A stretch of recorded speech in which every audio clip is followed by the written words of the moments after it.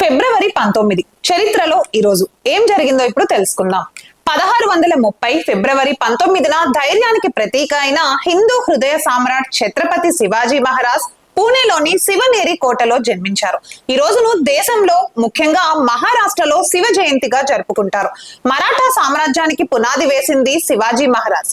శివాజీ తన పాలనలో ఔరంగజేబుతో అనేక సార్లు పోరాడారు. ఆయనను గెరిల్లా యుద్ధ తంత్రం ఇంకా భారత నావికాదళ పితామహుడిగా పిలుస్తారు. భారత నావికాదళం 1674లో మరాఠా శివాజీ పాలనలో స్థాపించబడింది. శివాజీ మహారాజ్ నేతృత్వంలోని నావికాదళం చాలా బలంగా ఉండేది. మరాఠా సైన్యం బ్రిటిష్, పోర్చుగీస్ ఇంకా డచ్ వారిని ఎదుర్కోగలిగింది.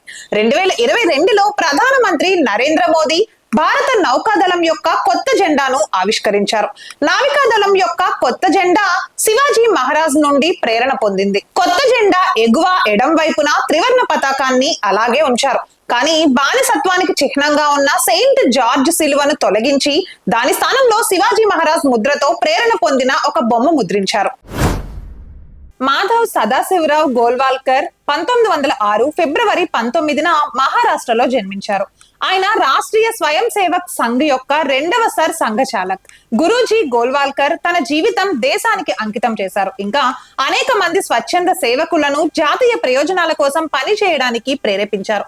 1927లో గురూజీ బనారస్ హిందూ విశ్వవిద్యాలయం నుండి ఎంఎస్సి డిగ్రీని పొందారు. జాతీయవాద నాయకుడు ఇంకా విశ్వవిద్యాలయ స్థాపకుడు మదన్ మోహన్ మాలవ్య ఆయనను ఎంతగానో ప్రభావితం చేశారు.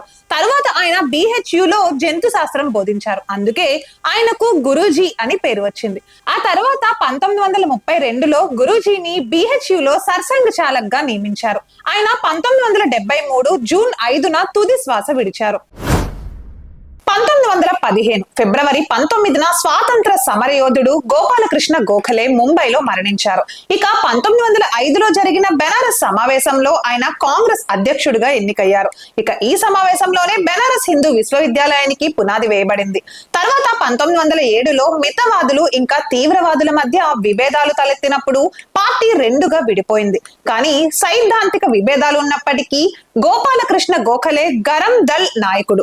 లాలా లజపతి రాయ్ విడుదల కోసం ప్రచారం చేశారు. గోఖలే 1908లో రండే ఇన్స్టిట్యూట్ ఆఫ్ ఎకనామిక్స్ ను స్థాపించారు. తన ఆత్మకథ మై ఎక్స్పెరిమెంట్స్ విత్ ట్రూత్ లో గాంధీ గోఖలేను తన రాజకీయ గురువు, సలహాదారు ఇంకా మార్గదర్శిగా అభివర్ణించారు. చూసారుగా ఫిబ్రవరి 19 చరిత్రలో ఈ రోజు ఏం జరిగిందో అయితే తెలుసుకున్నాం కదా. మరిన్ని ఇలాంటి విశేషాల కోసం వెంటనే సబ్స్క్రైబ్ చేసుకోండి మన రిధం తెలుగు ఛానల్. నమస్తే.